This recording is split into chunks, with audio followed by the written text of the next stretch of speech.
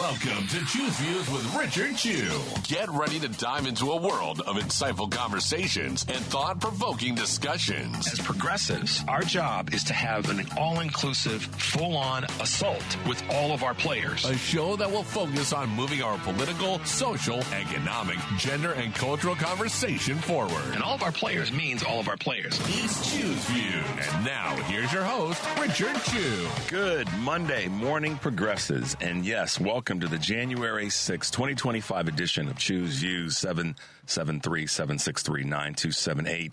Facebook Live, TuneIn Radio, YouTube, Twitter stream, and of course, iHeartRadio, where you can find us. Email me at richard@WCPT820.com. Morning to you guys. Morning to my man Henry, who's got us on the rails and is going to keep us there today. Looking forward to your calls. Looking forward to your text messages so that we can talk about all that good stuff. And of course, you can catch all of our shows by subscribing to our WCPT podcast on Apple Podcasts or on Spotify. You can find us over there. You can catch Choose Views, short version and long version. Joan Esposito, live, local, and progressive. Driving It Home with Patty Vasquez. The Big Picture with Edwin Eisendrath and Out Chicago and others. Great shows that we have here on the station. Thank you all for supporting us and the work that we do. Check out our heartlandsignal.com digital platform. It's lots of good stuff there. So make your way over there. Get yourself over there and check us out if you can't catch us live. And use that as an opportunity for you to pass on our broadcast and information to the folks that you care about, the folks that you love. And every now and again, that person who's just being hard-headed, as I'm sure you all know what that means. Growing up like I did, that was a phrase that we became very familiar with, but not for very long periods of time. You did not want to be categorized as a hard-headed person, unless it were about your determination. But get the information that you can share to the people that you care about that might be struggling in this period of time that we're in, and help them be able to know that there's a lifeline to reach out to people. And for them to share. That's the cool thing about it. And I'll start off by saying this. And one of the cool things, I guess you could say cool things, one of the unique things that happens about the way we communicate right now. I had an opportunity, when I go through the emails that you guys send me, some of you have requested clips. Some of you want information about a variety of things. You want different links. And every now and again, someone will send me something that is great. And guys, last week, we had a caller, George D., who emails me often with great information. But he called in last week and he talked about the whole concept around the DEI flower garden. And I asked him to send it to me. So I want to read this to you guys this morning, given the date that we're on, January 6th, and then, just where we are. The gardens that people cultivate and then will contain flowers of several species that have various patterns of petals, appearances, textures, and there can be a single species of flower that will have several different shades of color, maybe emit different fragrances that all adds to the variety and to the beauty of the garden. The gardener can certainly add their touch to the garden, but the variety of flowers may very well attract the bees that will fly right in and pollinate and the various flowers and therefore create a biologically stronger and healthier garden. Thank you. Right on. Cheers. High fives. Big hugs to you, George, for writing that, putting that together and sending it to me. That means a lot that you would take the time to send that I can then share with our listeners and followers, because it's so incredibly important that we continue to provide you guys with as much information as possible. And sometimes it comes from you guys. And that's why I always talk about the importance of sharing. I want to give another shout out to Jennifer, who's up in Lake Geneva. And I'll have to give this shout out to her again later in the show. She takes care of people. I don't want to give out too much of her own personal information, but she takes care of people and has a commute every day from Lake Geneva to Woodstock. And as a person that's in the business of caring for folks, she needs to be propped up and supported every now and again. And so I got a clip to her that she wanted to have and the ability to share that with people. So shout out to you, Jennifer. I know that you're out there taking care of people and making sure that the folks that are in need of care get the care that they need. So just wanted to give you, no pun intended, pivoting from George's point, but I want to give you your flowers as well, Jennifer, because what you do makes sure that people are safe and healthy. So we appreciate you in that space. I hope you guys had a good weekend. I'll be so bold as to say a good weekend because it was cold. And today's weather report from me is if you are heading out right now, y'all need to be careful and safe because it's gotten windy, Henry, and it got a little bit, then the temperature dropped and it got moist. So what does that lead to? That leads to slick ground, both the streets, the sidewalks, the parking lots, stepping off the bus, stepping off the train. Well, probably not the train underneath, but wherever you are this morning, if you're commuting in the city of Chicago, please, y'all, be careful because it's slick out there. So just be mindful. If you're hearing my voice and you normally leave at 6:30 to get to work, leave at 6:25. Give yourself a couple extra minutes just so that I know that you guys are safe today. And it's not snowing heavily. It's just the temperature's down and we got moisture. So please be careful, y'all. Just give yourself a couple extra minutes. And if you know somebody that might have some ambulatory issues in terms of getting around, check on them today to make sure that if they have to get out in this slickness that they've got what they need. So please y'all do that, okay? Just wanted to put that little bit of vibe out there and make sure that we're taking care of each other in that space of commuting and getting about. Got some clips for you that are going to make you smile, might make you curse a little bit. One of them I played before, right after the election, shortly after the election, that is kind of it's kind of a calling out to say this is where we really are, America. Don't fool yourself. So we'll get to that in a bit, and I'm going to take a couple of minutes to sing some praises to someone, and then we'll hit our. Well, you know what? No, we'll do Choose Views News now, and then when we come back from the break, then we'll talk a little bit about some nice things that were put out this weekend that I want you guys to be aware of. But as I say, major storm, winter storm snarls travel to over 60 million people from the Central Plains to the Mid-Atlantic under winter weather alerts from this past yesterday and these next couple of days. As major weather and winter storms, heavy snow in some areas, and crippling ice, is affecting travel today, and obviously going to be very hazardous. Potential tree damage is likely to cause some power outages in different parts of the upper Midwest and the Mid-Atlantic.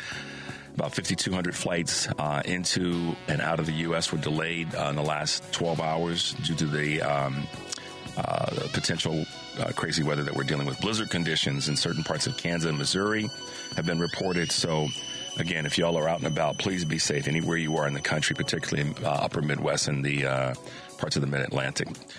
Speaking of travel, Boeing safety still in the spotlight.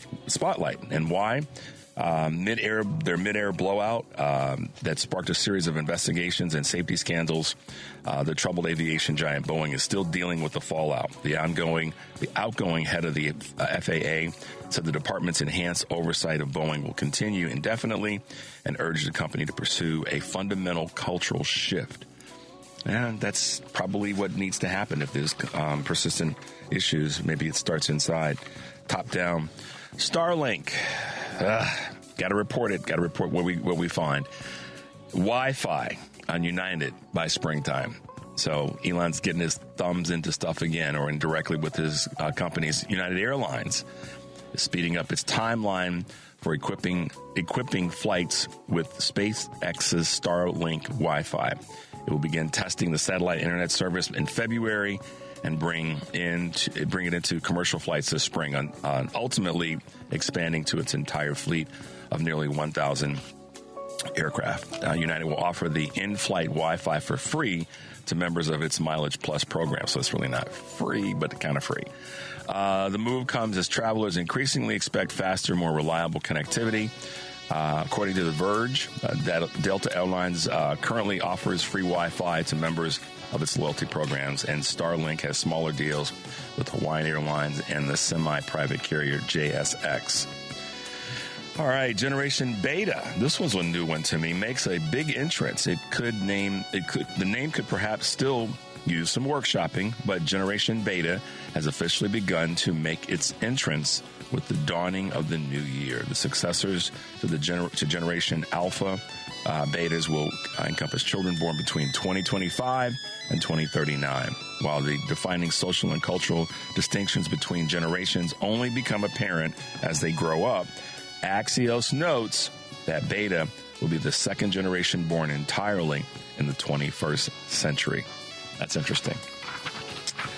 U.S. workers are getting more productive. That's what we do, y'all.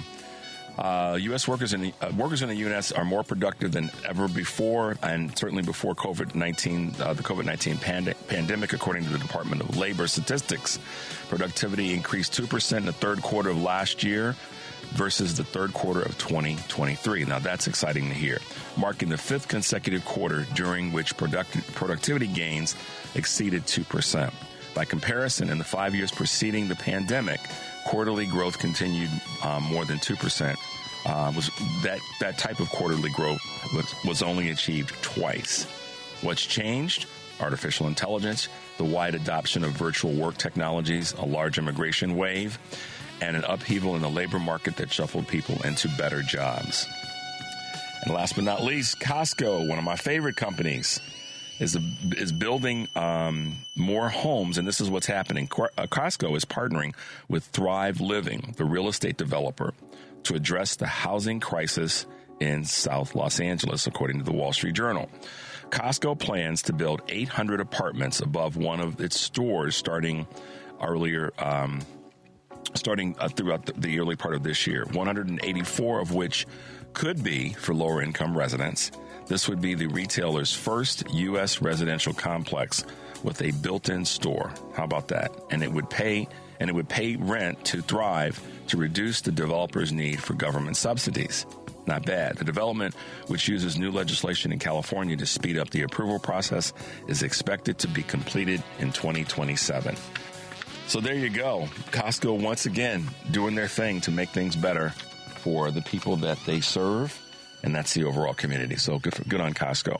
All right, guys, we're getting this started. Let's take a quick break. The number, of course, is 773-763-9278. Choose Views. We'll be right back.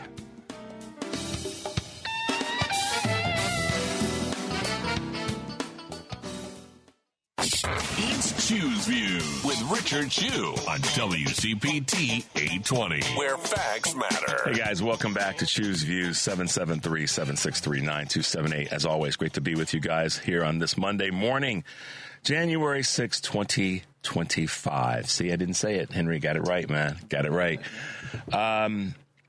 Okay, so we have to raise our hands and applaud every time something great happens. And we had a couple of really neat things happen this weekend that may not necessarily be political, but they are social and they are important to our society in giving recognition. One of them you guys may know where I'm going with this, but one you may not. Locally, and I say from the standpoint of sports, this is important. Derrick Rose, former Bulls player. And Chicagoan, right here, good old Chicago, was retired, or his jersey was retired, and he was honored at halftime, the Bulls-Knicks game on Saturday, which I didn't know about, but I did. Actually, Mayor Brandon Johnson, who might be sending us a little wave later this week. A little tease for you guys. I'll keep you posted on that. But Mayor Johnson gave him a plaque, made it, I think it was Friday, that was Derrick Rose Day. I guess Derrick Rose has got a new rose shop. Is that correct? But here's the good rub of this. He was able to soak it in as some of his former teammates referred to him as the People's Champ. Derrick never got a ring for championship, but for a guy who was from Chicago, he was able to do some great things. An MVP, just outstanding basketball player. And the great part, the humanistic part of a person came out with Derrick Rose as his career evolved. And so he was literally given his flowers on Saturday. and a number of people in the arena were teared up. And when I saw the video of Joakim Noah, is it Joakim Noah? I knew his father, Yannick Noah, tennis player. That goes back a few years, but that he gave him his flowers, and the stadium was lit up in red, which was kind of very appropriate. And he was able to, meaning Derrick Rose, take it in and being honored at halftime.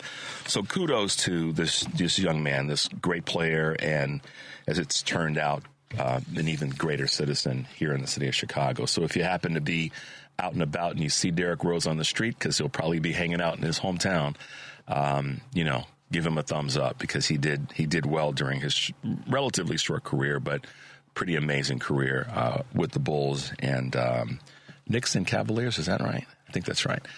But, I just thought it was appropriate to mention that, given that we are here in Chicago and Derrick Rose in the city of Chicago and the Bulls made it clear that we love you and we love what you did for the city. We have a guest today in the 7:30 hour, Alex Nitkin, who will be talking, since we're talking about local stuff, we're talking about speed limits. And you guys you'll appreciate the conversation that we're going to have with Alex in the 7:30 hour. But getting back to acknowledgments and I guess you could say giving people their flowers. The president, that being President Joe Biden, not the guy that they're referring to as president, 34 times ex-CF. But President Biden made it clear with the long list of Medal of Freedom recipients, names like Hillary Clinton, Denzel Washington, Bono, Bill Nye, George Soros, Jose Andres. The list was a spectacular list of people that have done spectacular things, not just for the country, but for the world. And I think it was amazing to see that. And a lot of times, well, let me put it this way. I don't say a lot of times. There are times when Democrats, progressive liberal Democrats, get accused of being too, in touch with Hollywood and not in touch with, or celebrity and not in touch with everyday people. And I call BS on that. Straight up BS on that. And the media's gotten away with it. And they've given cover to the Republicans time and time again about they're the ones that are down with the, everyday working class, middle class folks. No, we are.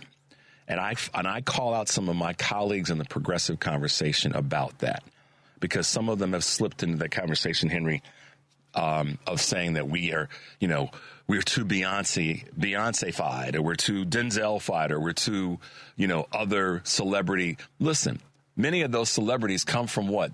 They come from middle-class, regular families, right? Denzel wasn't born with a spoon in his mouth. Jose Andres wasn't born with a spoon in his mouth. Beyonce came from a middle-class family, but who cares? So the list of our celebrities and successful people, Derrick Rose is a good example, So why is it that we can't think about the craziness of this, y'all? Just think about this for a second. We can't celebrate our success from people who come from the regular ranks. We get accused of that. We're not in touch with the regular folks. Yes, we are. The whole purpose of having a Beyonce or a Denzel or the list goes on of celebrities, and as part of our conversation politically, is to show, look where they came from and look at what they've done. And the list goes on and on and on. So when I see that the president acknowledges many of these folks, Jane Goodall, Anna Wintour, Bill Nye, George Stevens, Ralph Lauren, Magic Johnson came from East Lansing, Michigan. He didn't come from stuff, but it took 25 minutes. Henry's laughing like, okay, here he goes. So I'm proud of the fact. Michael J. Fox, David Rubenstein, Tim Gill, gets me choked up. These are regular folks that exceeded the odds. They did great things. They came from middle America in many cases. So when I hear actually Democrats slipping into that, we should have talked more than the middle. These are folks who, if that's not the conversation around the American dream, then nothing is, Henry. You know, Mount Vernon, New York, Denzel Washington, preacher's son, goes on to be who he is. That's the American dream. So why is it that we have to suddenly make the conversation about talking to middle-class America be we got to sit at a diner only? Yeah. Why? I don't get that one. Why can't the middle-class American depiction be of a woman who was raised by a single parent, mother or father, from wherever in the country, that went on to go to college, medical school, and become one of the best surgeons on the planet, and the wealthy? Why can't that be part of the story about talking to middle-class America or talking about mainstream America? She came from mainstream America, and there's millions, frankly, stories like that in our country where that person grew up in a small little community and went on to become one of the leaders of the country, or leading voices in a particular category of engineering or aerospace or politics or business or law or medicine. See, we got this wrong when it comes to who middle-class America is. And part of the problem is we're stuck in this thinking that the only people that we can appeal to are the folks, and there's no dissing here to anybody. Maybe I'll put this, not maybe, I'm going to put this in a positive light. Our goal as progressive liberal Democrats is to talk to everybody. Yeah. It ain't just to talk to the folks that are at the diner with the card hearts on. And I'm not dogging anybody. Don't get me wrong. I'm not that guy. So we have to, as part of our strategy going forward, stop saying that we didn't talk to middle America and start saying we're going to talk to everybody. Because a lot of the people that didn't vote, Henry, are upper middle class folks that just said, screw it, I ain't doing it this time. It's not just folks who are not in the, quote, upper income category. And we know that based on the data, not me being hyperbolic or anecdotal. So when I was making my notes, I made a note to say, talk about the people who rose to certain ranks that started from what we would call the American diner personality. And let me be candid about this. There's diners in all communities in the country, not just in the predominantly rural white American communities. There's diners all over all neighborhoods throughout the United States of America. So if I'm messaging right now to the Democratic Party and to the leadership that's going to be in place for the DNC, it ain't about just speaking to middle class American or middle America. It's about talking to all Americans. And the problem with the message that says, well, we missed middle America, is that you then turn off somebody else because you then redirected your energies and all of that to this group because people say you missed them. Nah, you didn't talk to everybody. When you talk to everybody, then everybody realizes it is about all of us coming together. It is about us. I'm looking at Henry, so I don't want to feel like I'm preaching to Henry. I'll look at the camera. That's what this is about, guys. And these Medal of Freedom recipients highlight that. These are folks from all walks of life achieving greatness in our country. So we need to reach out politically, socially, economically to all walks of life. And Democrats, stop buying into this conversation that we need to talk to the middle America. No, we didn't. We missed everybody. If we missed one in one category, we missed them all. That's the message that's got to be there. Howard Dean was right 20 years ago now. 50-state strategy. Doggone it, Dems. If you can't figure that, get me in the mix. I'll get in the mix and tell you it's a 50-state strategy. We have to go after every single person in every doggone state if we want to see some change. I've been sitting on this for a few weeks because I didn't want anybody to think I'd lost my damn mind. And then when I saw the medal, I thought, okay, I got to come on with this. If the Democratic Party missed anything, they missed everybody. And they missed everybody by thinking that we're going to focus on this group because this group. No, focus on there is an LGBTQ person that's the head of a business somewhere in America. So you can focus on business leaders and the LGBTQ community at the same time. You can focus on people who run small businesses in rural communities and focus on the LGBTQ community in that segment at the same time. That's the part that we missed. We missed. Now, I'm going to get into mainstream media in a little bit, but I have to say this morning because I saw that and I thought, no, our message has to be that. It's got to be to everybody. If we're going to call ourselves a big tent, then doggone it, then let's be about being a big tent.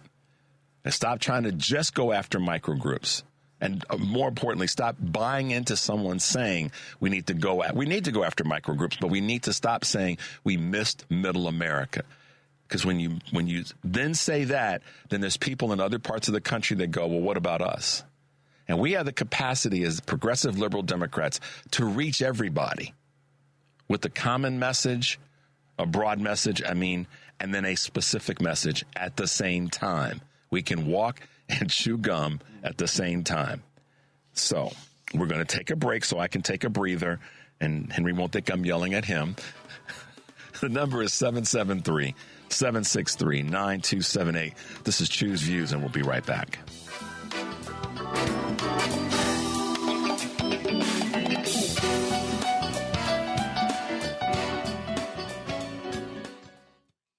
Welcome back to Choose Views with Richard Chu on WCPT 820, Chicago's Progressive Talk.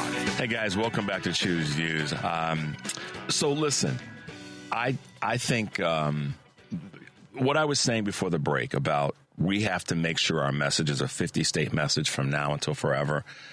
I think that's the message, a lesson learned, should be the lesson learned by the Democratic leadership. It's not, and I'm talking across the board. So let's break this down. Mayor Johnson here in Chicago, Cook County President Preckwinkle, Governor Pritzker. I'll use our state as an example.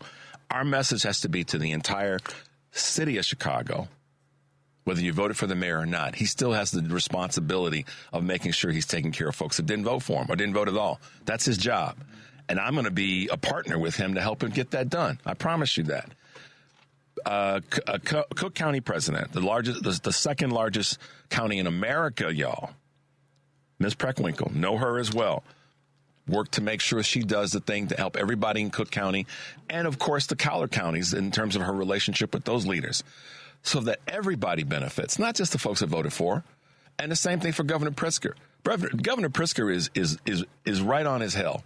People can criticize him all day long, but I'm down with Governor Pritzker because he's trying to do the thing that I think is most important, and that's help everybody in the state. And hell, he's trying to help folks in other states that need to come here for medical care in terms of women's reproductive rights. So I'm going to be down with any person that's trying to do that, period.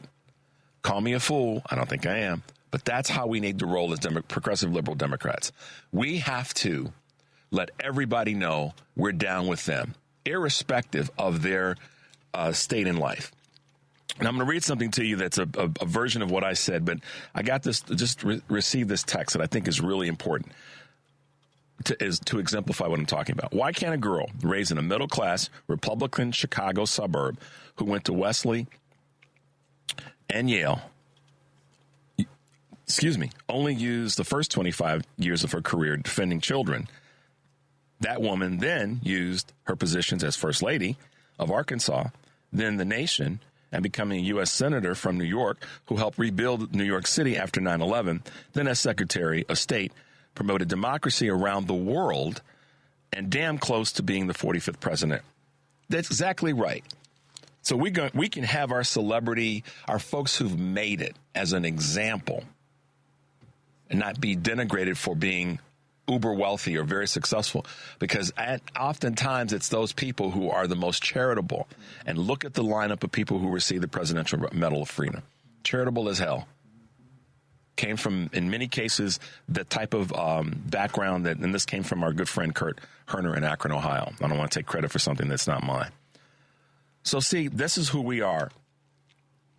We're also not people who on this day, today, are going to tear some, almost said something wrong. Woo, Lord, help me, help me, help me. Henry saw me welling up. We aren't people that are going to tear stuff down. You know where I'm going. And I don't want to take the words of our wonderful House of Majority leader, Hakeem Jeffries, and what he had to say over this weekend. Henry and I put this clip together so you guys can enjoy it as well. 2 months ago, the American people elected Donald Trump as the 47th president of the United States of America.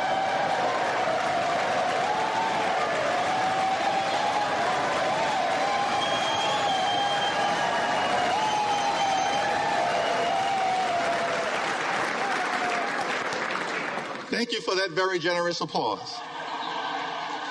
It's okay. There are no election deniers on our side of the aisle. You see,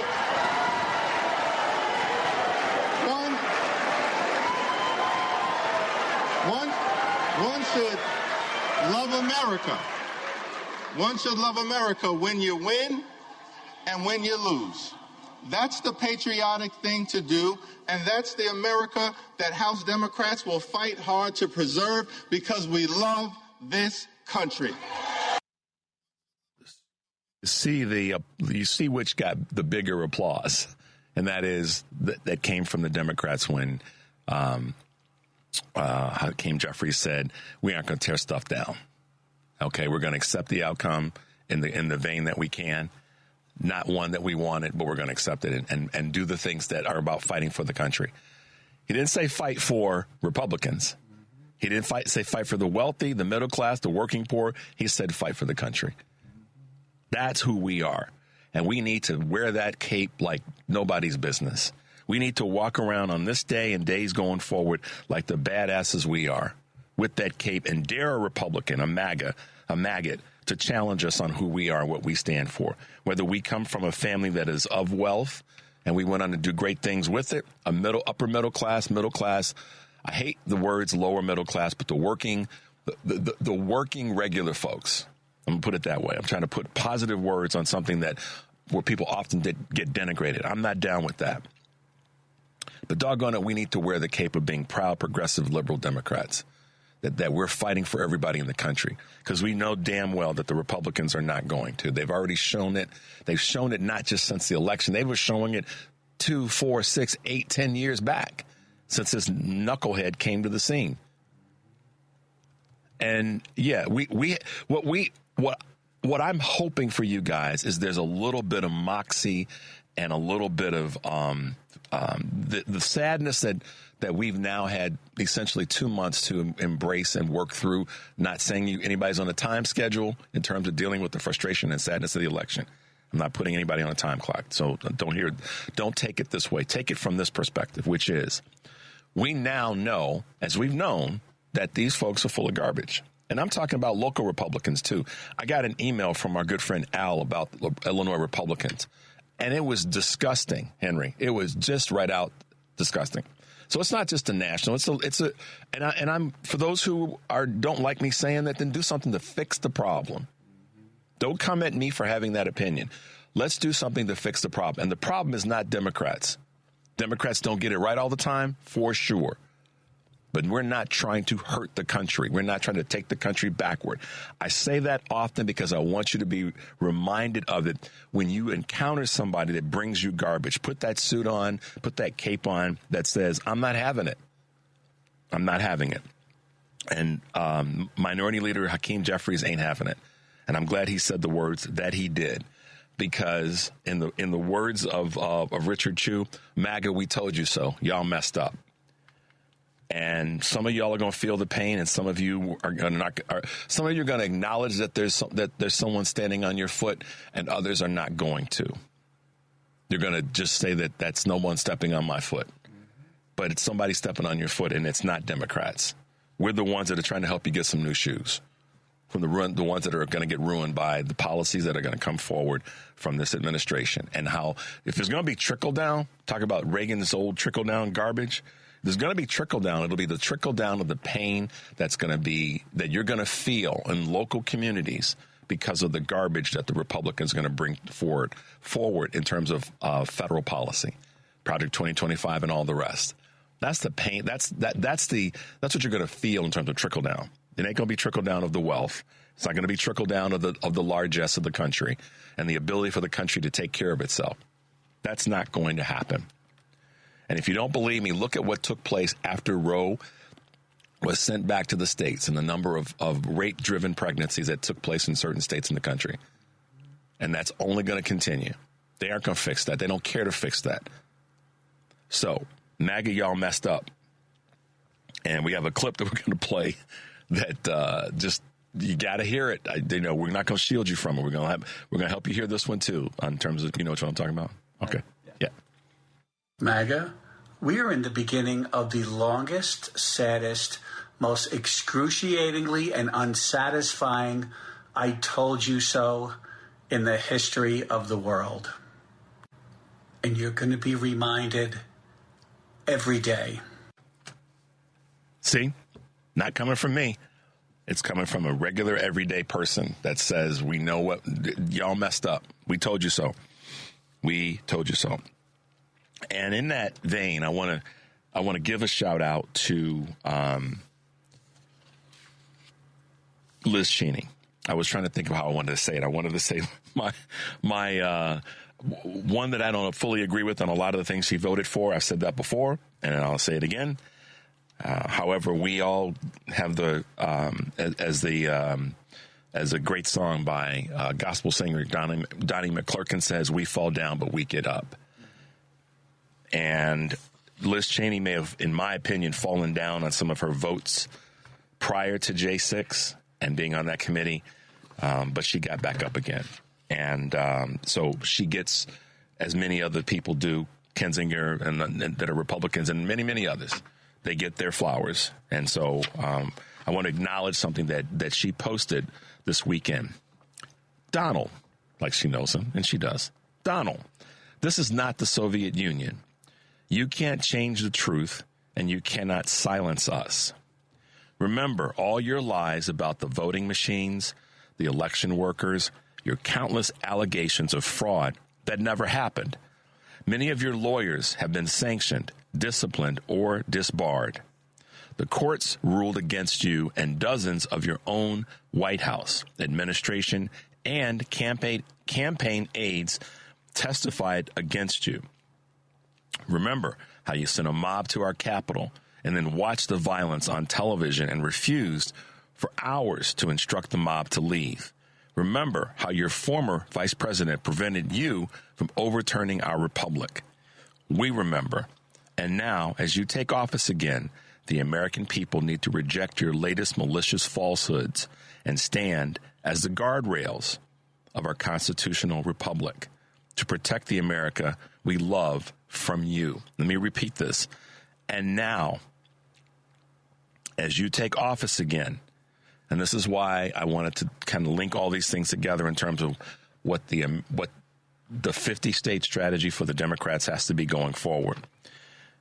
And now, as you take office again, and this is the critical part of what Liz says, the American people need to reject your latest malicious falsehoods and stand as the guardrails of our constitutional republic to protect the America we love from you.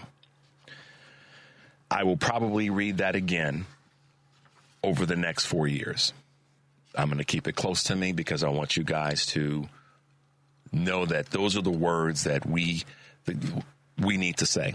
The American people need to reject your latest, whatever that might be. So, guys, it's January 6th, and I thought I should give a little bit of a shout out to Liz Cheney for her work on the J6 committee, and I'm glad that President Biden honored her along with Benny Thompson last week. So we'll take a quick break, grab some calls on the way back, 773-763-9278.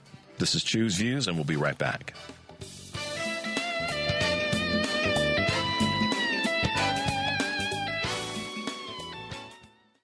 You're listening to Choose Views with Richard Chu on WCPT 820, Chicago's Progressive Talk. Hey, guys, welcome back to Choose Views, 773-763-9278. Someone, a friend of mine was listening to the show last week when I got choked up talking about where we are and my thanks for 2024 in the show. And said, you okay? And I was like, yeah, I'm fine. I'm passionate about what we do, what we have the opportunity to do. So when I, speak about a Derrick Rose and the honoring that the city and the Bulls gave him, or when I talk about those folks who were honored this weekend with the Presidential Medal of Freedom, I'm passionate about that because I want to see us move forward as a society. Tired of running around with the parachute on. Want that parachute to be cut loose so we can go forward. Okay, that's why I get every now and again I'll get choked up, I'll get a little misty, because I'm okay with sharing my passion about what it is that we have the blessing to be able to do.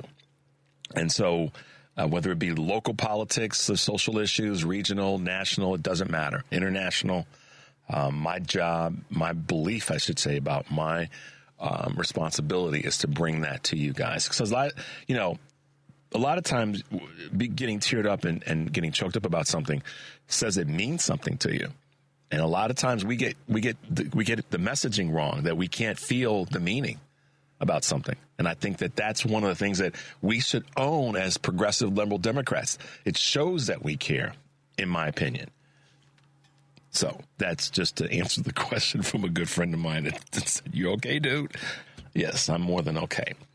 All right, let's grab a quick call, Henry. Let's go to Donna in Rogers Park. Good morning, Donna, and welcome to Choose Views. Good morning, Richard. The reason I wanted to call this morning is because most politicians over the years, when they talk about people in the country, they start at the middle class. Mm-hmm. That's their starting point. And there's a group that's always left out. That's the working poor. Yeah. The working poor live all over the United States. In fact, they don't live in tents. They're not homeless in tents, in parks, and on the street. Many of them have jobs that they hold down every day, and they're living out of their vehicles, out of their cars. They're couch surfing at people, their family members or friends' homes. They join health clubs so they can shower and get themselves in shape every day.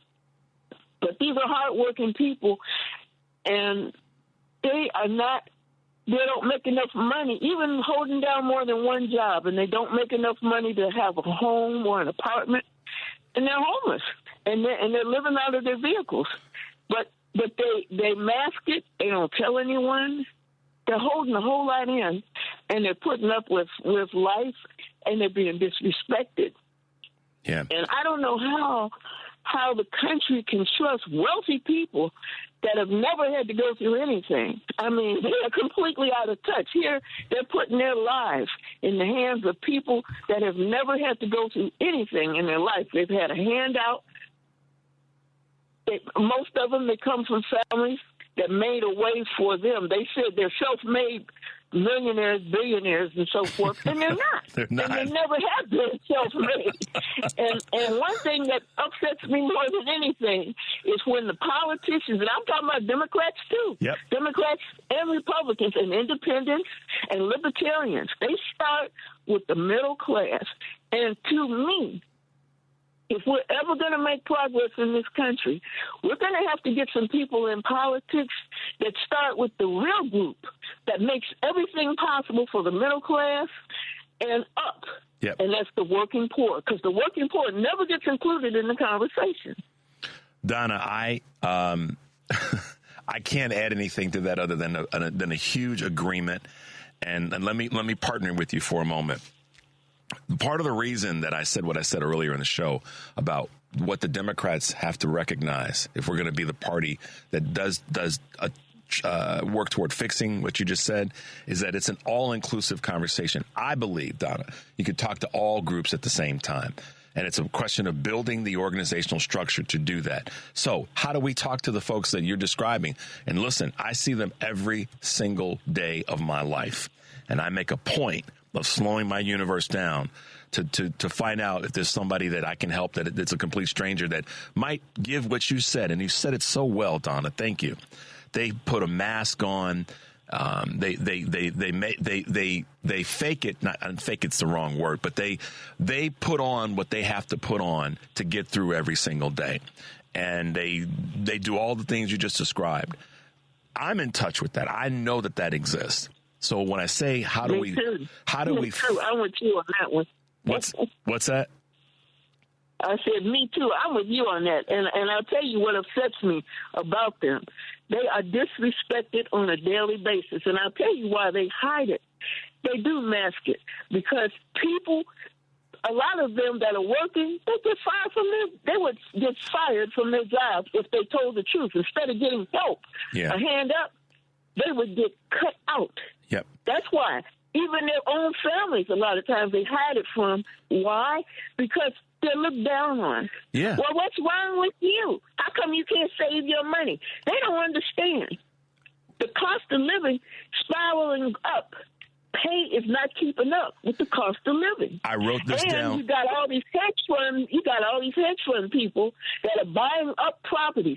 When you see these commercials on TV, if you want to sell your house, call us up. What they're doing is they're buying properties up that could be affordable homes.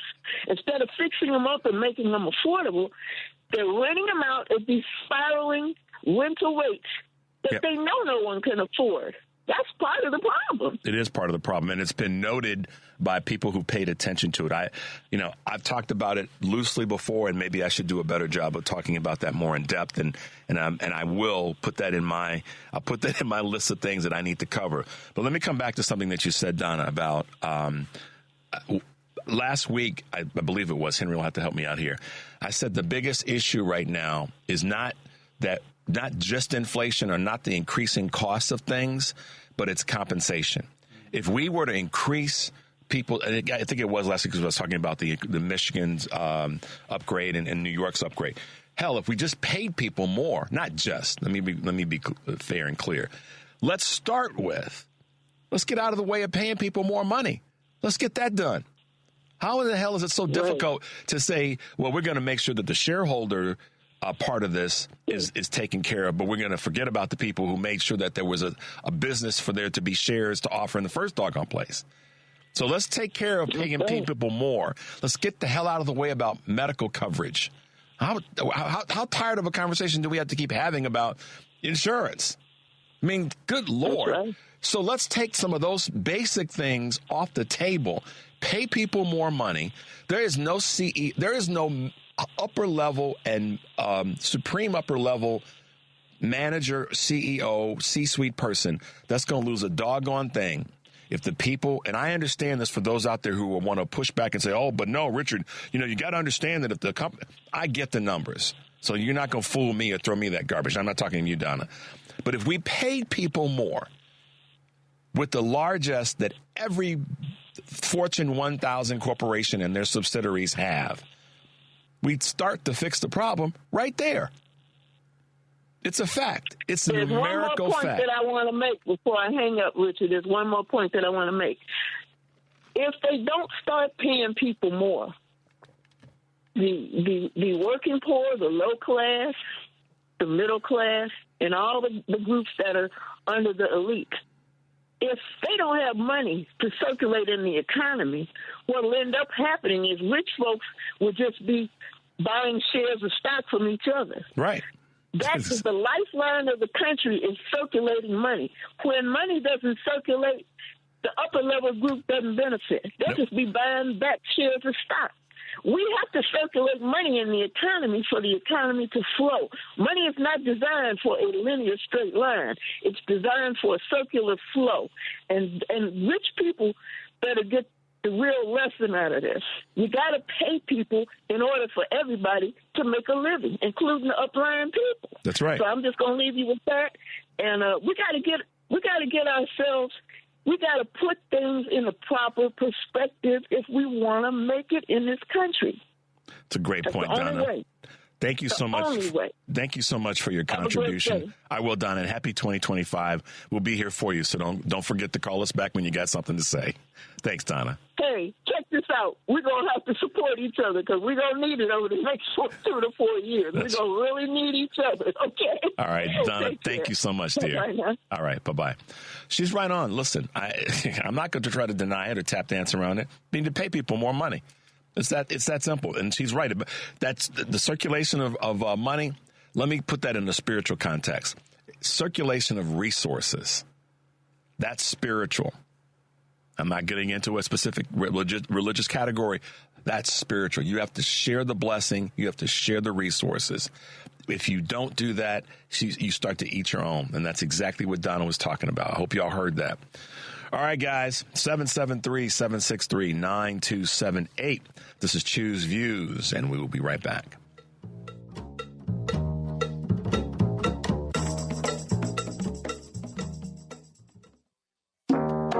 Welcome back to Choose Views with Richard Chu on WCPT 820 AM, where facts matter.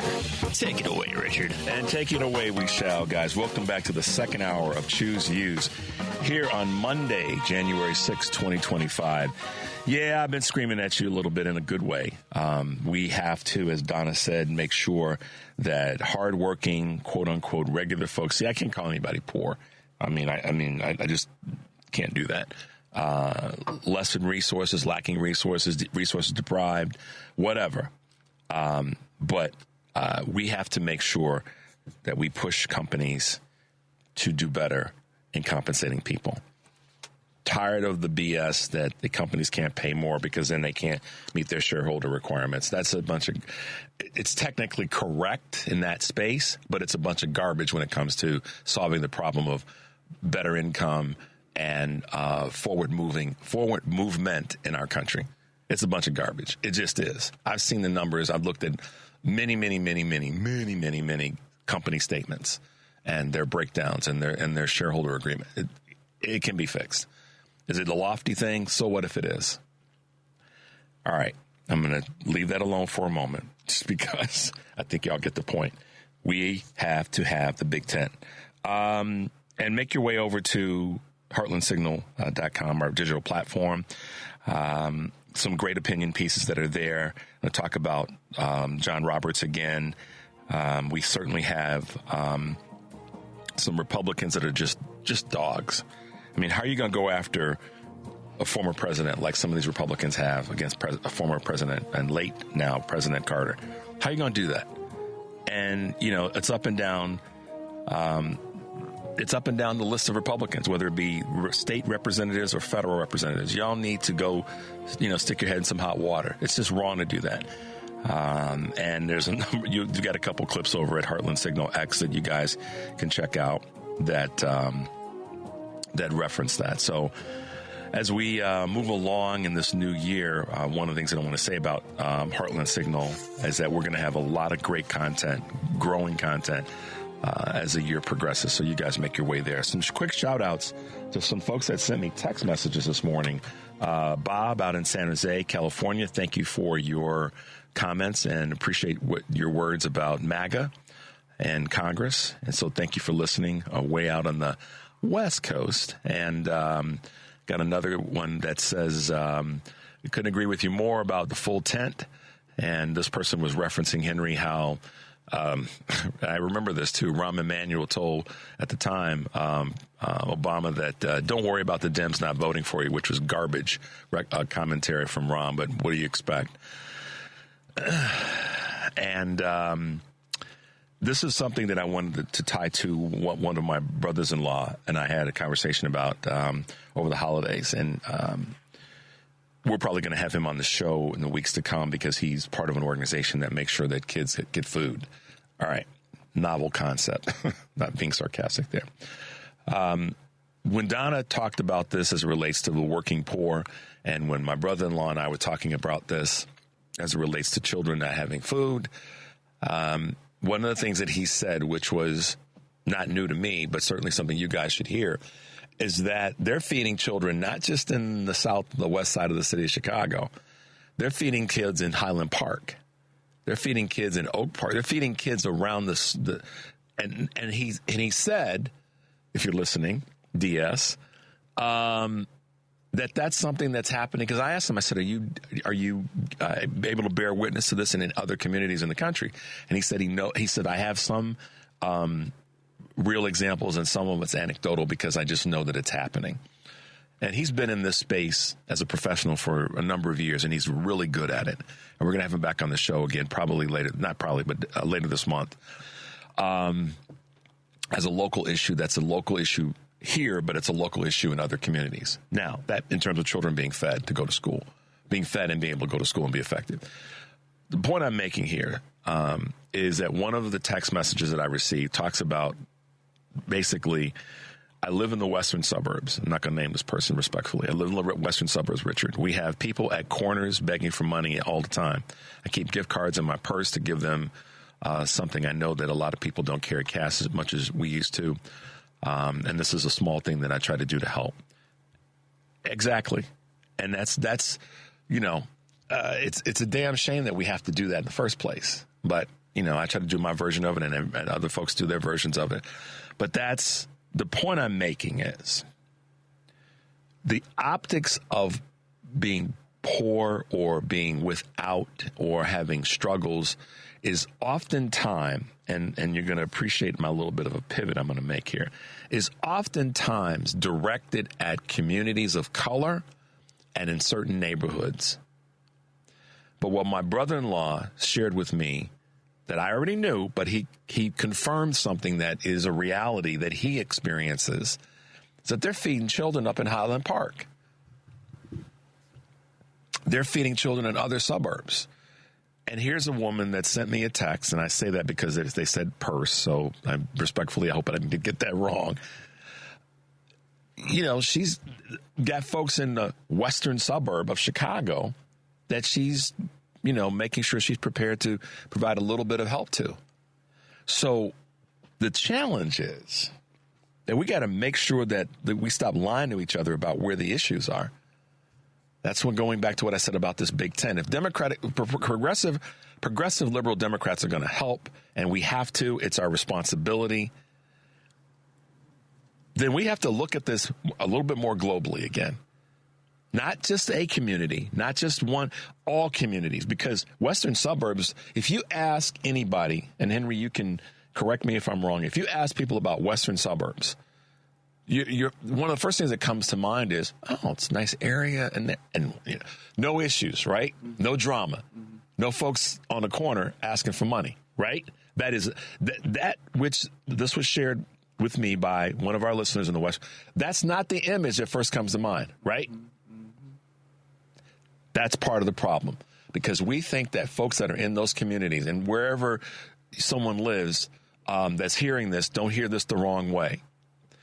We have gotten kind of seduced into thinking that there's certain areas that are blessed with the awfulness of being poor, when in fact it's all over the place. And so our efforts, not just our messaging, has to change to stop thinking that it's only in certain communities, because what happens is psychologically, I know this from talking to people that are sociologists, is that then you start to think, well, why do I want to help those people if they're in those communities that have been labeled as bad communities? And how come they're poor? And why didn't they finish school? And my brother-in-law said this to me, and it took my breath away. He said, why would I go down the path of going, well, they should have finished high school, they should have gone to college, they should have done all these things that are window dressing to success? He said, my job is to help them. It was a profound statement. So if you're listening, DS, kudos to you, brother-in-law. The bigger point is we have to take the light off of someone who doesn't have, is only in certain communities of our city, of our suburbs, of our greater community of a country, and start looking at this as there are people all over who are in that circumstance. Okay? So how am I linking this? Part of the problem is how mainstream media decides to handle stuff. And I bet you that oftentimes the conversation around where the people who are struggling, and I'm not going to say poor, the people who are struggling live is in metropolitan areas, certain neighborhoods, and that's true, but it's not only there. But here's where mainstream media is just so, they're just wrong. And I saw this article in HuffPost that I read, and I thought that is, this is on this January 6th, why I wanted to bring this to you guys, is there are some folks in the mainstream media and then that are in media that's written and that's television and streaming and all the rest that still are trying to think that Donald Trump rewrote January 6th by his ways of denouncing and all the things that Trump did, and a lot of that's true. But at the end of the day, the real folks that made January 6th seem as though it maybe didn't happen, or seem as though Donald Trump wasn't as a huge part and at fault for that and got impeached for that, it wasn't because he put some mind trick on people. It's because the mainstream media didn't do their damn job of talking about it, not from, well, maybe he didn't really do it, and maybe it wasn't that bad, and having him on indirectly and through his mouthpieces to make it seem and sound like the J6 committee was a bunch of garbage. That was the mainstream media that brought that to you, not some magical mindset, that Donald Trump put on the country. That wasn't it. He was a cause of an insurrection. Let's just say it, mainstream media, or not maybe he was, or the potential. No, y'all didn't do your jobs.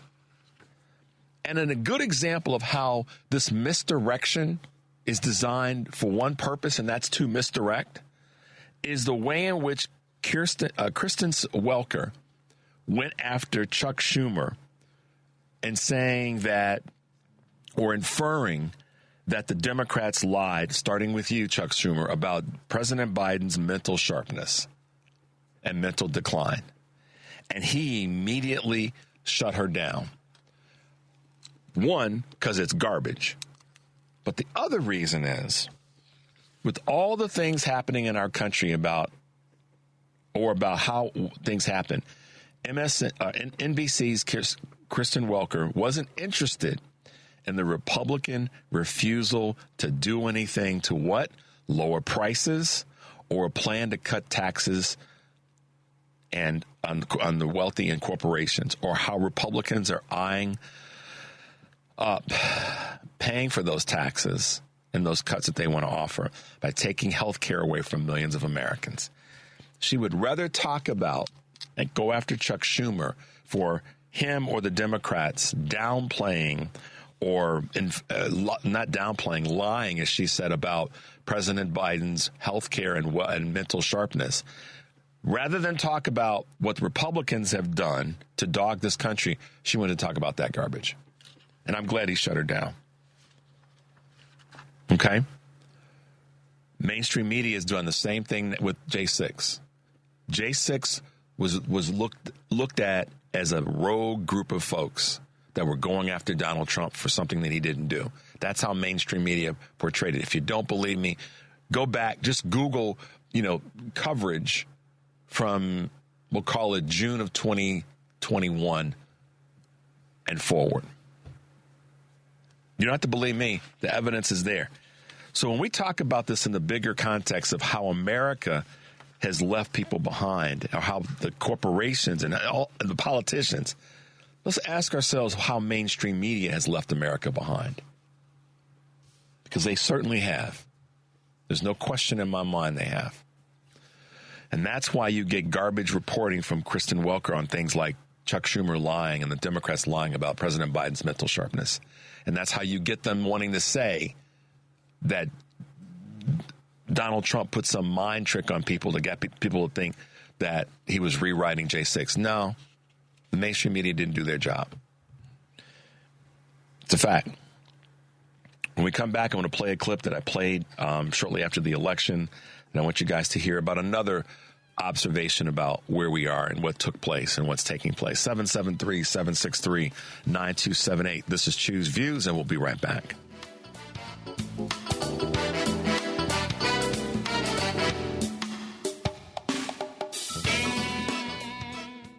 You're listening to Choose Views with Richard Chu on WCPT 820, Chicago's Progressive Talk. Hey, guys, welcome back to Choose Views, 773-763-9278. Glad to be with you as always. And we have a guest going to be with us in the 7:30 hour.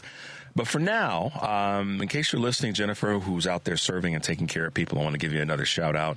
And I know that you are one of those folks that takes care and making sure that people are safe and healthy. And yes, you're right. Vaccines do work. So I'm quoting from an email that she sent me over the weekend. So just a shout out to you. Now, the clip that I played before, right after the election, and then we're going to play real quick, is where, even some of the best that we follow and give certain amount of praise and acknowledgement to the mainstream media that are, they get it. They don't. It's not that they don't get it wrong. They don't stop and think about how what they're saying really is not. It's impacting people in a certain way, and this is that conversation that we talked about earlier. About we didn't talk to the, we didn't talk to the young men in America, and we didn't talk to, the mainstream America. Or we didn't talk to middle America. Or there's a part of what happened, guys, that America just has to wrestle with. And as we start the new year, this first full week in this J6, what America did, or 50% of America, voting numbers, not 50% of the country in its entirety, did, is exactly what Dr. Eddie Glaude, who I've got issues with and how he's handled certain things, but in this moment, he speaks a truth that the country has got to wrestle with if it's truly looking to move forward. So Henry's got a clip for us that we want to let you guys hear. Son's still living in the basement. I can't seem to get a job. I don't like the status quo. I'm voting for something else, and he was the person. I love you to life. I love you. But I do not believe that. I cannot believe that. And the reason I think you believe it is because you don't want to believe that that's what's really motivating them. It's always the case. People don't want to believe what the country actually is, because if they believe it, they're going to have to confront what's in them. I don't believe that. They voted for a crook, a person who they know is stealing from, just doing everything to undermine the so-called country that they love. So that's Dr. Eddie Glaude, Princeton professor. And you guys can look him up. He's a brilliant dude, smart dude, brilliant dude. And that's really what the country doesn't want to grapple with, what he said. And I link that to, because this is kind of how my brain works, I link that to the denial that the country has never really faced, not just in the space of this election, but in general. Going back to what Donna, it's never faced the fact that we have a working poor class of people of all communities, of all cultures. And that the Democrats had the opportunity to speak to that, but also to the middle class, to middle America, and to speak to the wealthy Americans. Because wealthy Americans got some issues too that they're upset about. So that's the real clarion call for the Democratic Party right now. It ain't going after middle. It ain't trying to get more voters out of the diner. The stereotypical what the media wants you to think is let's go to the diner folks. And I'm not being a jerk in saying it that way. You all know what I'm talking about.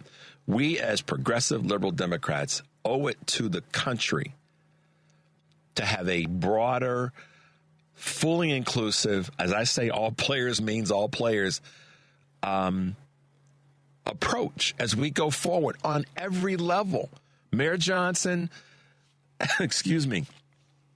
President Preckwinkle, and Governor Pritzker, and those who are like them in other states. That's how we win, y'all.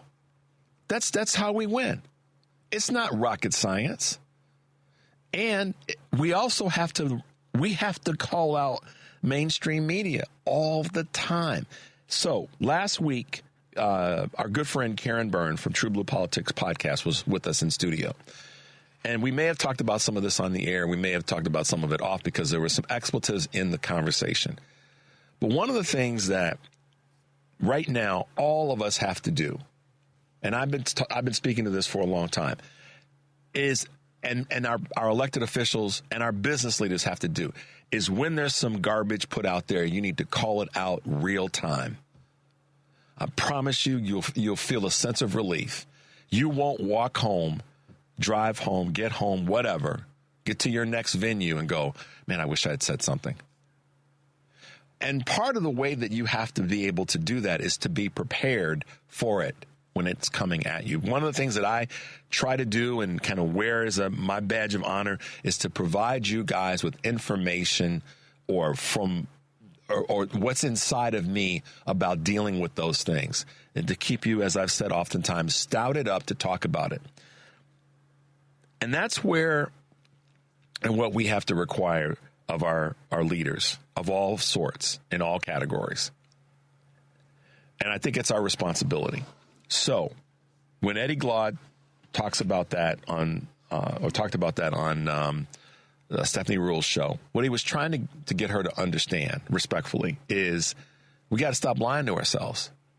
We have to stop lying to ourselves about what happened in this election, what was coming and brewing and took place in this election.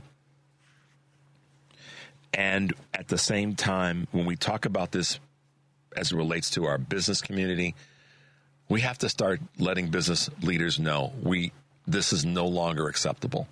It's unacceptable. It just is. And I believe that if we can embrace that message, then we will see the progress that we so desperately need, and that as progressive liberal Democrats, we say that we lean into, and that is a part of us. So I just, I wanted to be able to talk about this morning on J6 2025, and make it clear that we can honor our entire communities. We can honor our working class folk as much as we can honor and recognize those that are, quote unquote, at the opposite end of that scale. And I think that we should start that conversation by making it more required that companies pay people more. And I'm talking about the Fortune 5, 1,000, 1,500 companies in this country. Is it a big ask? Sure it is. I'm not stupid. I know it's a big ask. But how much more can we acquire? How much more can companies acquire at the risk of turning away from having a healthy economy and having healthy people working in a healthy environment? I just feel that's one of the misses. Misses us in terms of things that we don't get on target. So let's please make sure that we stay focused on that this year. We can dog Trump all day long about what happened on J6, and we know what happened.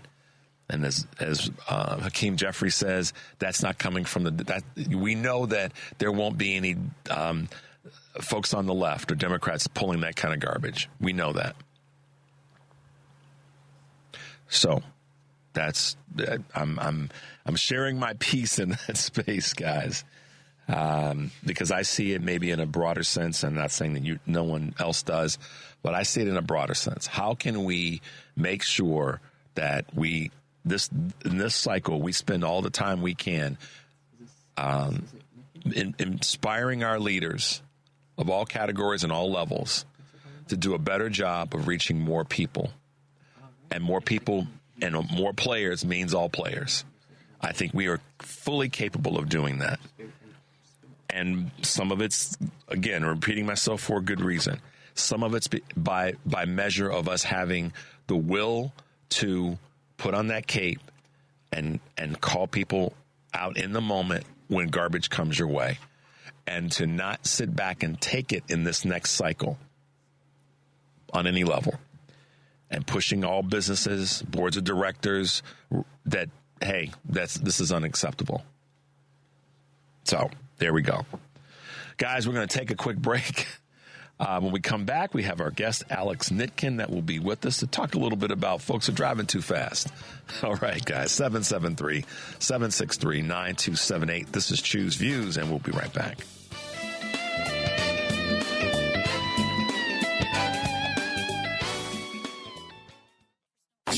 It's Choose Views with Richard Chew on WCPT 820, where facts matter. Hey, guys, welcome back to Choose Views, 773-763-9278. So as we talk more and more about local issues are all-encompassing. Political, social, economic, and safety is one of the big ones. We have with us this morning government finance and accounting reporter at the Illinois Answers Project, Alex Nitkin. Good morning, sir. How you doing? Good morning, Richard. I'm doing great. Thanks for having me on. Absolutely, man. Welcome to the show. And happy 2025 to you and your family. Happy New Year. All right. So listen, I've gotten a few speeding tickets in my lifetime. Yeah, me too. And I ain't going to lie and pretend like I'm always monitoring the speed limit. I don't. I'm just not going to go there and pretend like, no, I'm not. I've gotten a few speeding tickets. My wife will tell you, but not reckless speeding. Not like I'm running down a 40 zone, 45 at 70. I don't do that kind of garbage. I've gotten that 5 to 7 mile over the speed limit ticket. Yeah. And so that's happened. Yeah. And so I'll throw myself under the bus right out of the gate. And you just said you too. But absolutely. So guys, Alex is going to talk to us this morning about something that's going on here in the city of Chicago, that Chicago is debating lowering its speed limit. Other cities aren't waiting, as you captioned. They've already done it. They've been that way for years. So, Alex, take a moment, introduce yourself a little bit more specifically to the audience, and then talk about what's happening with the city council as it relates to changing our speed limit in the city of Chicago. Yeah, for sure. My name is Alex Nitkin, government finance and accountability reporter for Illinois Answers Project, which is the editorial wing, the newsroom wing of the Better Government Association, which is a 100-year-old nonpartisan nonprofit based here in Chicago.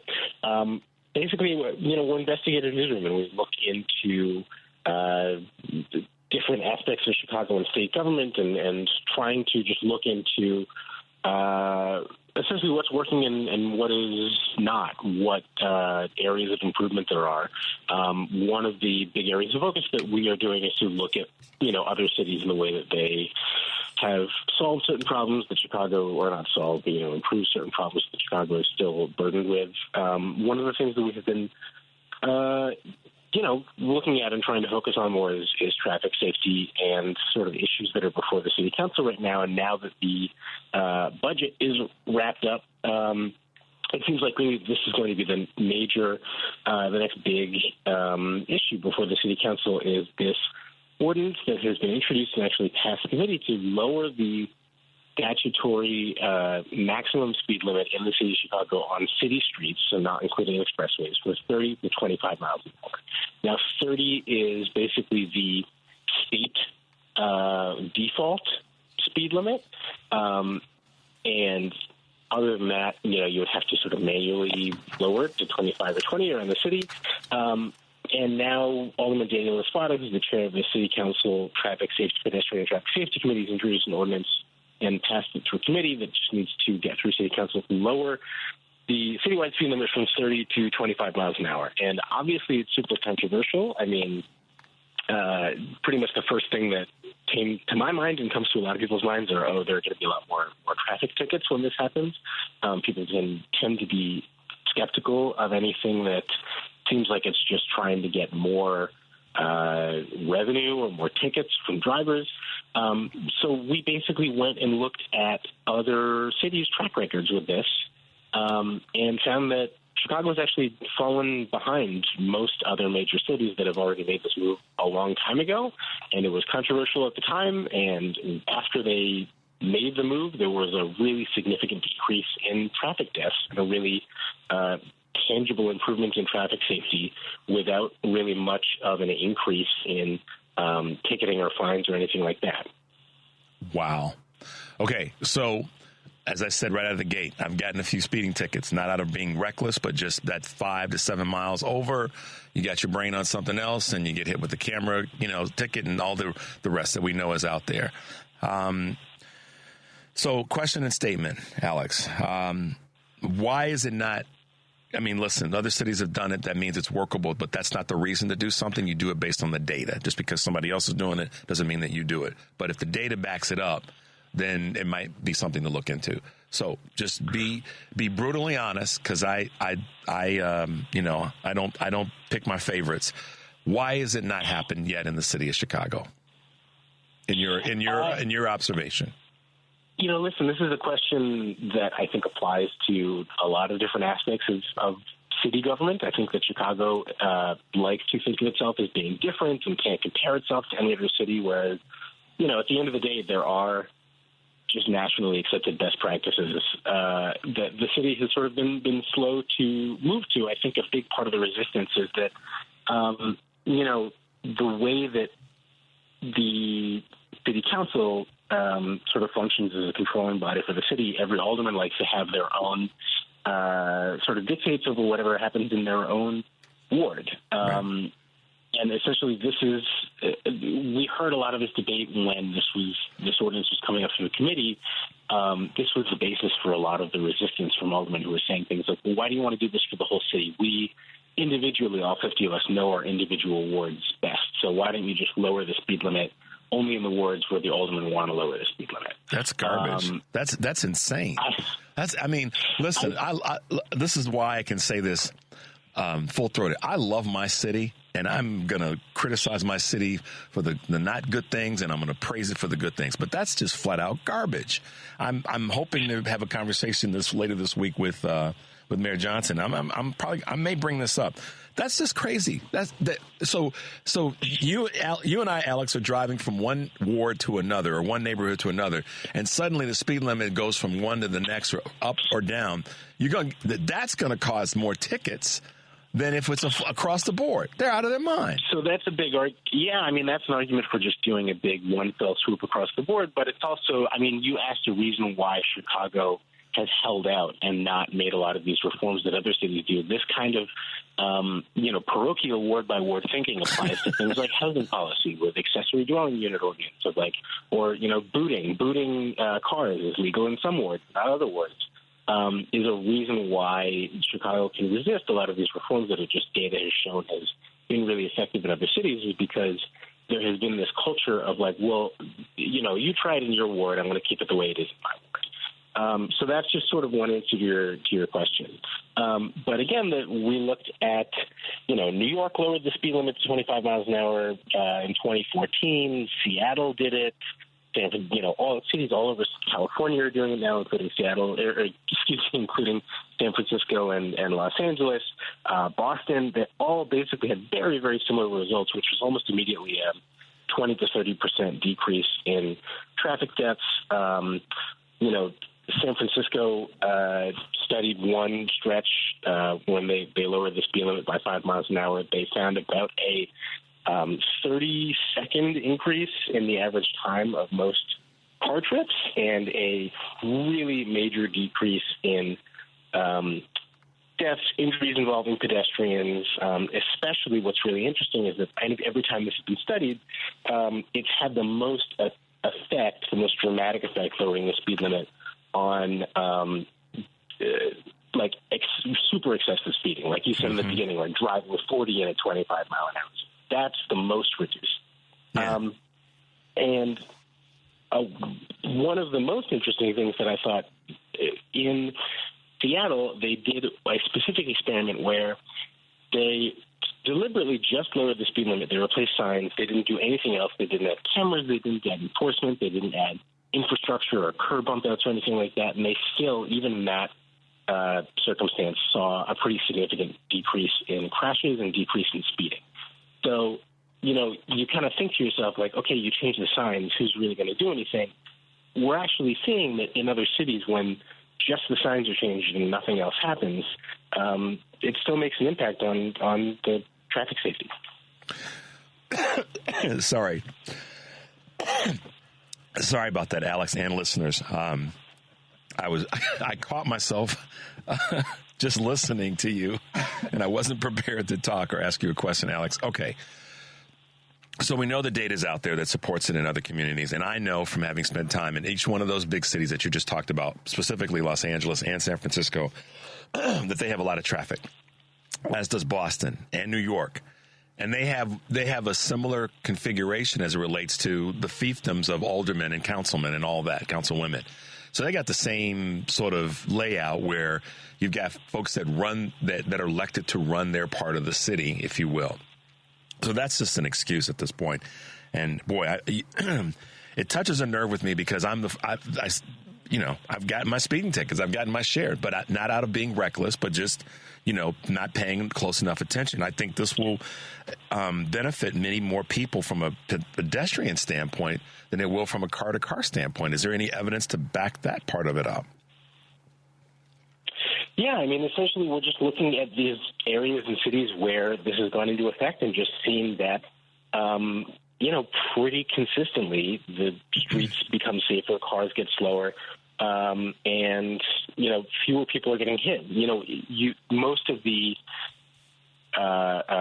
emphasis when people think about driving around during the day and, the streets are clogged with traffic and it doesn't matter anyway. Most of the traffic deaths that are happening in big cities, including in Chicago, are at night, not a lot of cars on the road, and, someone is, pre-dawn hours walking to work or something, and someone is just speeding along because they think that they're the only one on the road. Yep. And that's when a lot of these traffic deaths happen. And so, basically, the evidence has shown that just lowering the speed limit a little bit has really made the difference there. And sort of just speaking from my own experience, I've gotten speeding tickets, especially those 6 to 10 mile an hour ones they get you for, the $35 tickets. I feel like one effect of them is that they're very annoying, and then I watch out for the places where you start to learn where the speed traps are. Yeah. And I think that the most impact, and this has actually been observed in Chicago for sure, where these speeding tickets are. I mean, there are real decreases in speeding around there, especially because those are placed around schools and parks, because people tend to learn where the speed traps are, and they slow down, which ultimately is the goal. It's not to give more people more tickets. Alex, and that was actually, yeah. No, man, I'm laughing with you because the where I've gotten the majority of the speeding tickets that I've gotten is in a specific area, and I finally had to tell myself, listen, dumb A, slow the blank down, because it's there. It's going to get you. So I've had to mentally say, that doesn't mean that you're not supposed to drive the speed limit in other areas where there's not a camera. It just means slow yourself down a little bit. And so it's interesting that you put it that way, because I'm laughing at myself going, that's exactly what I had to tell myself to do. And in the bigger picture, it made me go, just slow down. You're going to get there. And I'm talking about, and the speeding ticket the area that I'm talking about, like you, is in a certain area, a certain time of day. It's an area you drive on a regular basis, and you know to do better. Is that fair to say?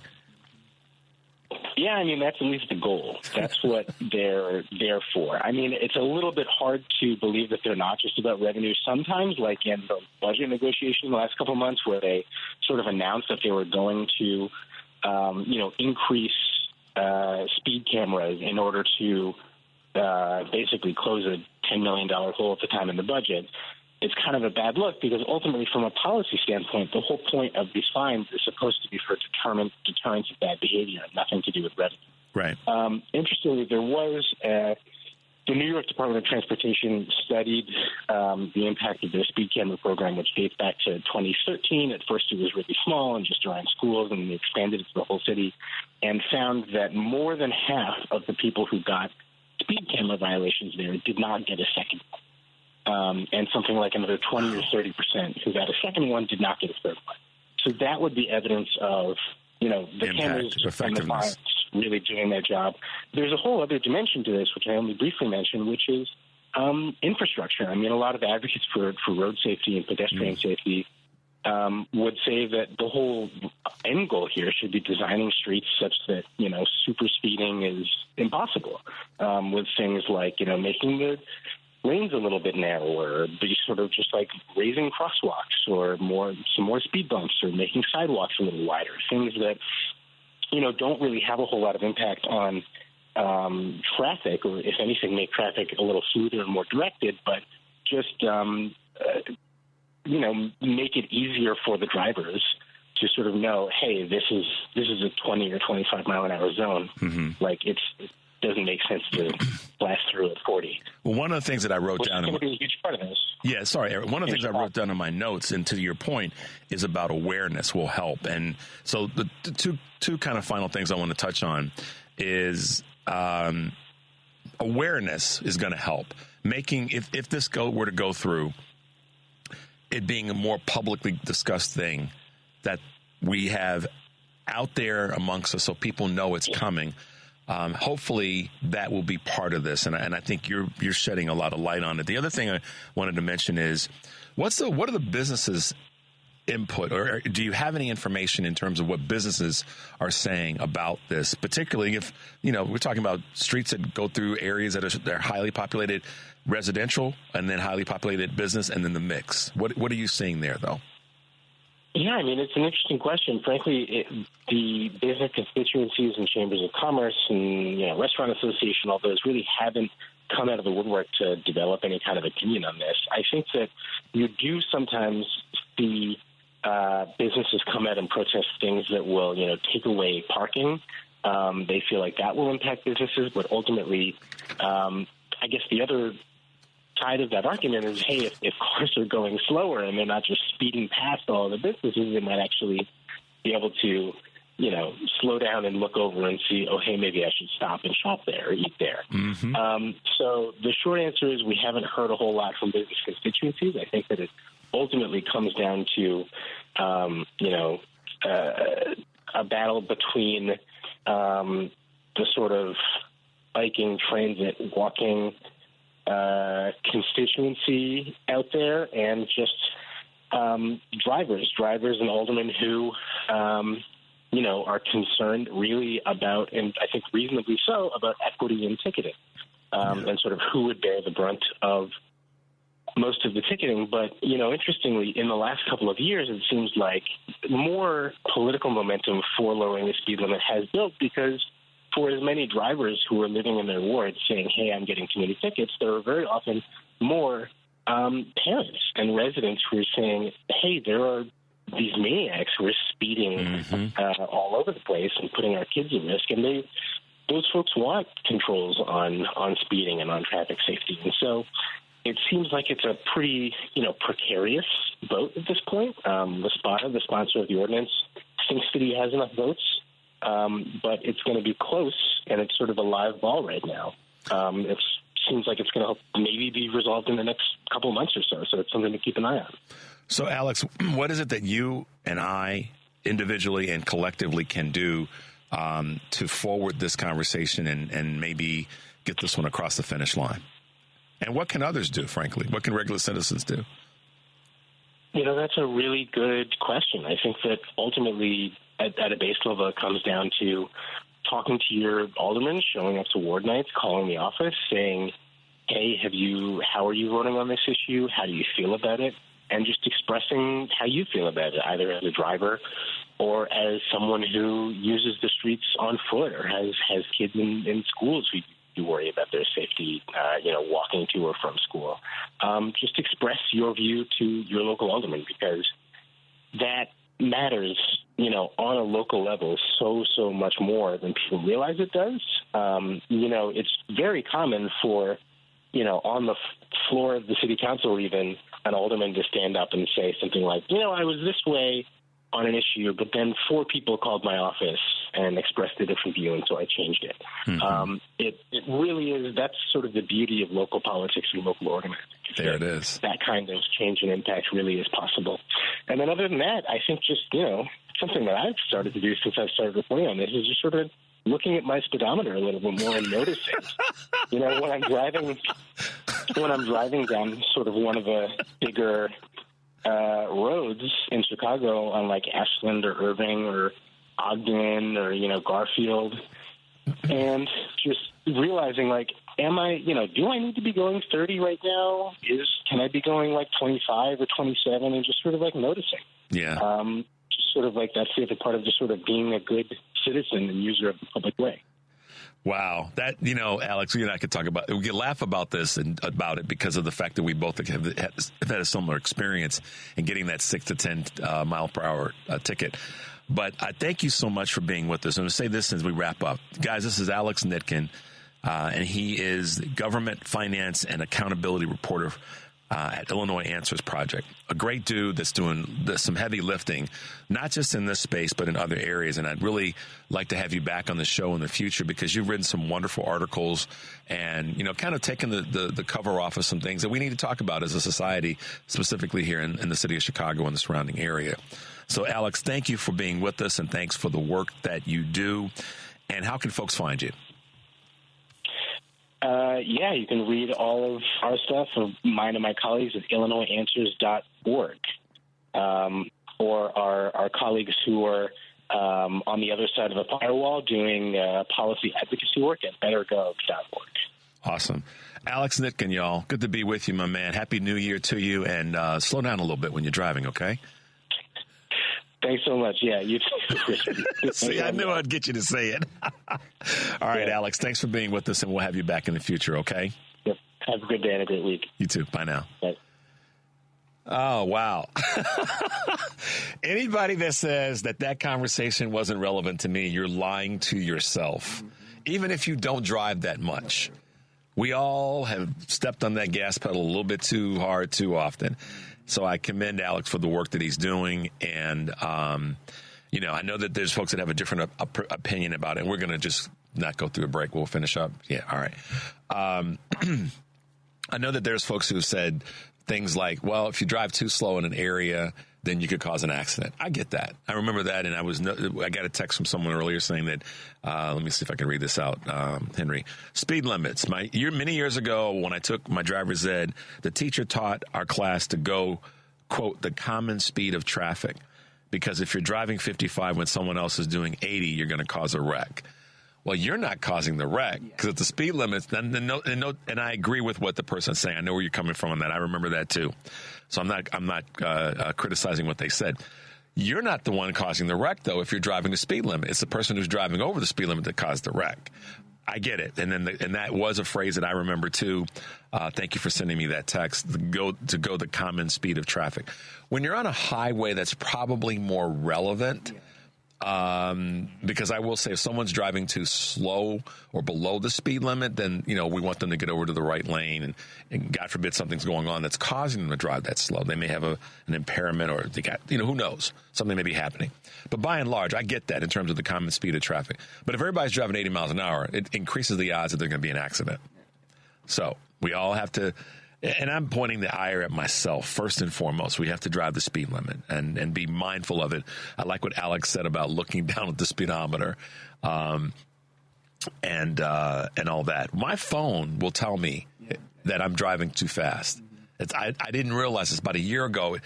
It was on the expressway. It was on the whatever it was. I think it was on the Kennedy. No, I was on the Eisenhower, and it said a red thing flashed up that said I was speeding. I thought, okay, that's good to know. I got another text, Henry. Let's see. What does this one say? Hold on, guys.